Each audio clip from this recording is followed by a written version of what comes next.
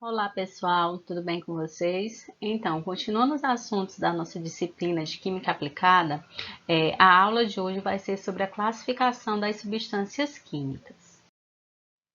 Então, para tirar o máximo de proveito de um laboratório, você deve seguir alguns princípios básicos, principalmente porque isso resulta em segurança para você e para as pessoas que estão compartilhando este ambiente de trabalho. Então, é necessário que todos os usuários eles conheçam e pratiquem determinadas regras desde o primeiro instante que entra-se no laboratório. Então, desde conhecer a indumentária apropriada, ou seja, vestimentas, conhecer os equipamentos e as vidrarias, usar jaleco ou avental, óculos de proteção, ou seja, as EPIs, que nós vimos na aula anterior, que são os equipamentos de proteção individual e os equipamentos de proteção coletiva, manusear adequadamente os reagentes, seja eles sólidos, líquidos ou gases, conhecer a forma de descarte dos reagentes químicos, identificar a classificação dos produtos químicos, que é a nossa aula de hoje, e conhecer todas as normas de segurança do laboratório de química ou saneamento. Então, as substâncias químicas, elas podem ser agrupadas, portanto, segundo suas características de periculosidade. Então, a classificação dessas substâncias ou os símbolos que são utilizados são uma forma clara e rápida de identificar o perigo que eles possam representar. Então, existe esse sistema, que é o Sistema de Harmonização Global, que é chamado pela sigla de GHS, que é uma abordagem técnica desenvolvida para definir os perigos específicos de cada produto químico. Então, esse sistema foi criado para verificar, né, para utilizar critérios de classificação utilizando dados disponíveis sobre os produtos químicos e seus perigos já definidos e para organizar e facilitar a comunicação da informação de perigo daquele reagente químico, desses perigos que vêm em rótulos dos produtos químicos. E essas fichas de informação de segurança para produtos químicos. Então, todos os reagentes químicos, eles têm uma ficha de identificação que são algumas informações sobre esse reagente químico. Então, no Brasil, estas normas são regulamentadas pela norma brasileira 14.725. Bom, as substâncias, a classificação dos produtos químicos, elas são classificadas em 9 classes de riscos especificadas abaixo. Então, nós temos, por exemplo, a classe 1, que são a classe dos reagentes explosivos, a classe 2 é a classe dos gases, a classe 3 é a classe dos líquidos inflamáveis e a classe 4 é a classe dos sólidos inflamáveis. Então, para cada classe existe uma simbologia e cores específicas que nós vamos ver nas próximas aulas. Então, na classe 5, nós temos a classe das substâncias oxidantes. Na classe 6, são as substâncias tóxicas e substâncias infectantes. A classe 7 é a classe dos materiais radioativos. E a classe 8 é a classe das substâncias corrosivas e produtos perigosos e diversos. Bom, os locais e seus acessos onde se armazenam ou se manuseiam essas substâncias, elas são identificadas de acordo com cada classe. Então, nós vamos ver agora cada classe. Por exemplo, a classe 1, que são dos explosivos. O que seriam reagentes ou substâncias explosivas? São substâncias que podem explodir sob efeito de calor, fricção ou choque. Então, as temperaturas de detonação de cada reagente químico são variáveis, até porque existe uma infinidade de reagentes químicos, como por exemplo a nitroglicerina. a temperatura de detonação dela é de 117 graus Celsius. O isocianato de mercúrio é 180 graus Celsius. O TNT, que é o trinitrotolueno, é 470 graus Celsius. Então, cada reagente químico ele tem a sua temperatura de detonação e são variáveis. Então, aqui nós temos o símbolo que representa a classe dos explosivos, que é essa simbologia, que é uma bomba explodindo, né, em preto e fundo laranja. Então, as substâncias elas podem ser associadas com outras substâncias e podem formar misturas explosivas. Por exemplo, os cloratos com materiais combustíveis, eles podem sofrer o processo de detonação, podem se tornar substâncias explosíveis. Substâncias em determinadas concentrações, elas também podem se tornar explosíveis, como o ácido perclórico. Ele na concentração de 50%, ele é uma substância explosiva. Então, a outra classe de classificação de reagentes químicos é a classe 2, que é a classe dos gases. Então, o gás é um dos estados da matéria, né? E assim, em caso de vazamento, por exemplo, os gases eles tendem a ocupar todo o ambiente, mesmo quando possuem densidades diferentes a do ar. Então, nesse estado, a substância move-se livremente, ou seja, independente do perigo apresentado pelo produto, seu estado físico representa por si só uma grande preocupação, uma vez que os gases eles têm essa capacidade de expansão. Nós temos aqui as figuras que representam essa classe 2, que é a classe dos gases. Então, nós temos aqui a chama, o cilindro, nesse 2 aqui é um cilindro de gás, e a caveira também é representado para gases tóxicos. A próxima classe é a classe 3, que é a classe dos líquidos inflamáveis.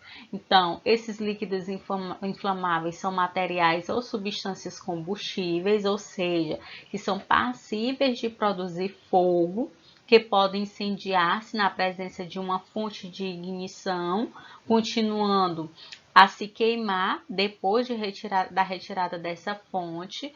Então, esse ponto de ignição, o flash point, que também pode ser chamado, vai ser a temperatura acima da qual a substância desprende vapor suficiente para produzir fogo em contato com o ar ou fonte de ignição.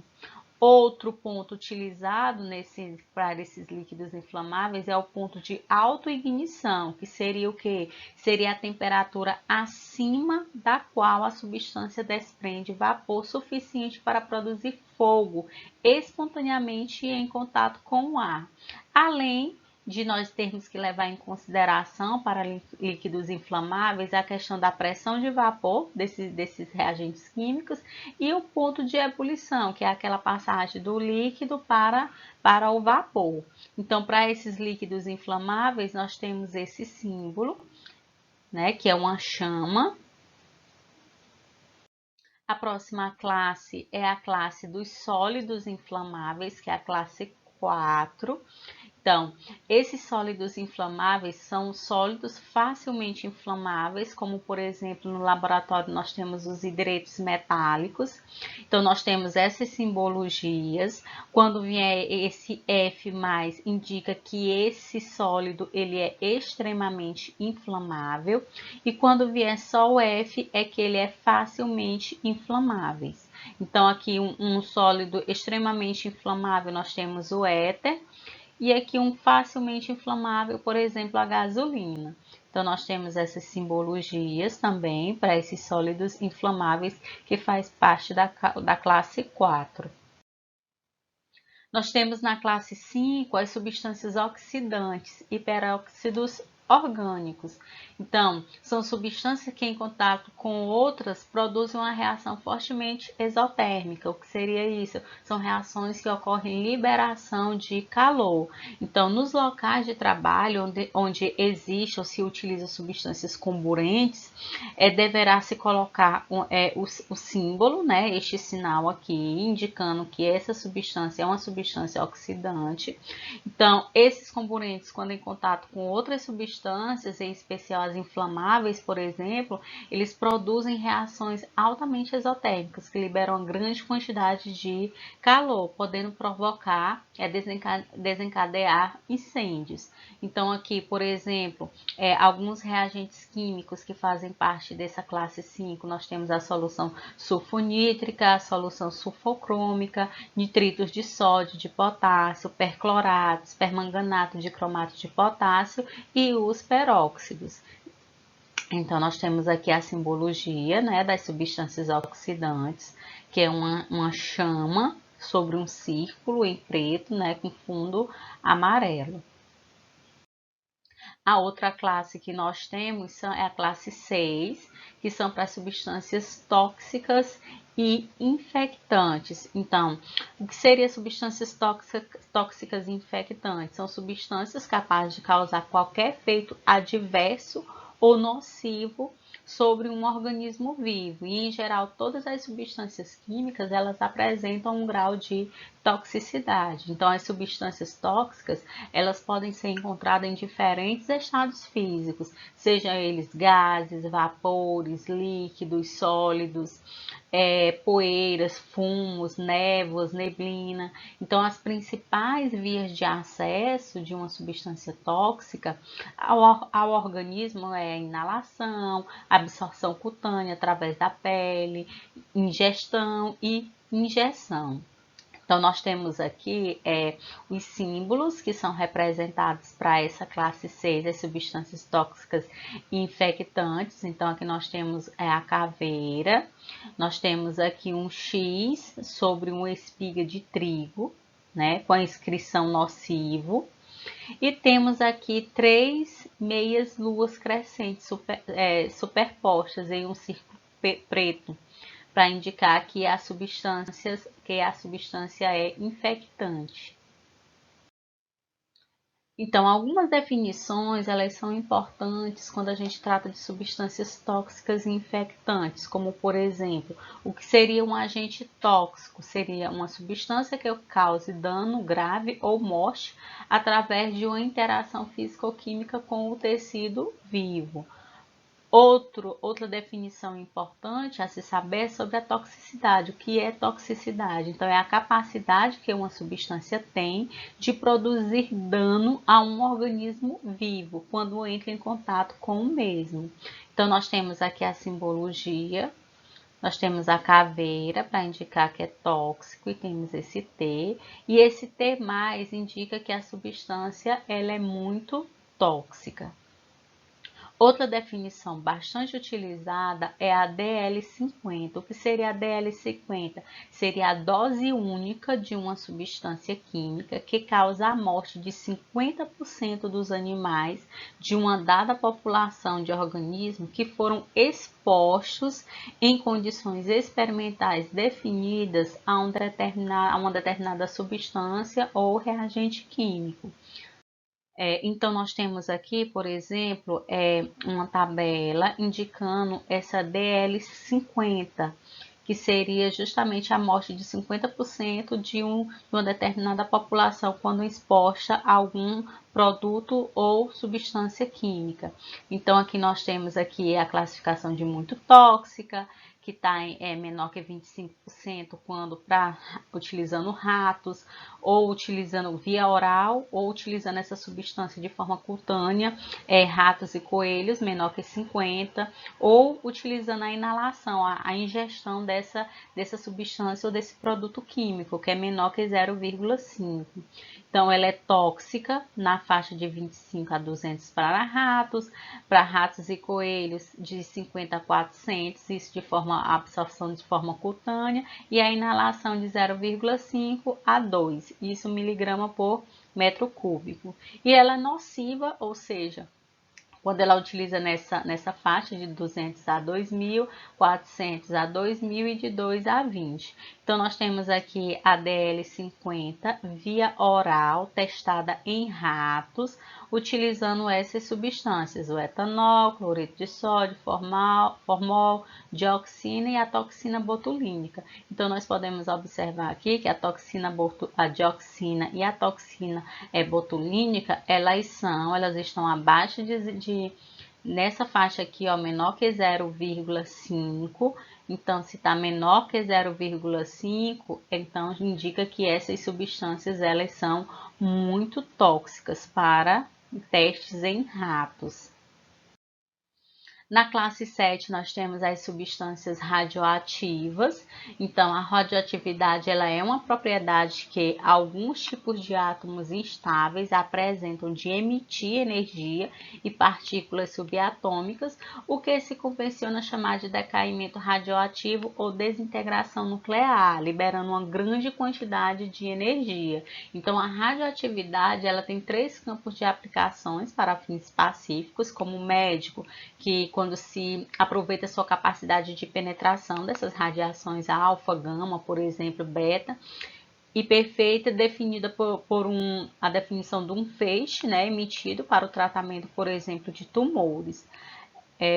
Aqui nós temos os símbolos representados para substâncias radioativas. Na classe 8, nós temos as substâncias corrosivas, então substâncias que quando em contato com tecidos vivos ou materiais podem exercer sobre eles efeitos destrutivos, então são classificados como substâncias corrosivas. Então a denominação genérica são substâncias capazes de provocar lesões graves nos tecidos vivos, em particular o humano, e atacar outros materiais como metais e madeira. Então aqui nós temos o símbolo indicando que essa substância ela é corrosiva. Então aqui nós temos algumas substâncias dentro do laboratório que são corrosivas, como por exemplo os metais alcalinos, alguns ácidos, ácido clorídrico, ácido nítrico, ácido sulfúrico, bases, hidróxido de sódio, desidratantes e substâncias oxidantes.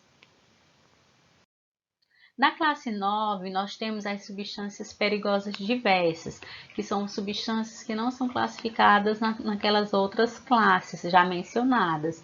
Então, nós temos aqui essa simbologia, que são 7 listras na metade superior, em preto e fundo branco.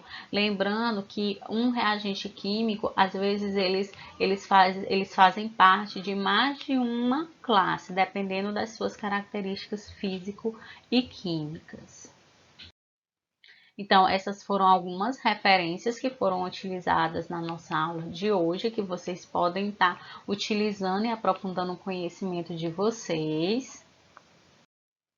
Algumas informações importantes é que vocês assistam às videoaulas, leiam material de apoio, participem dos fóruns de discussões e façam a atividade avaliativa.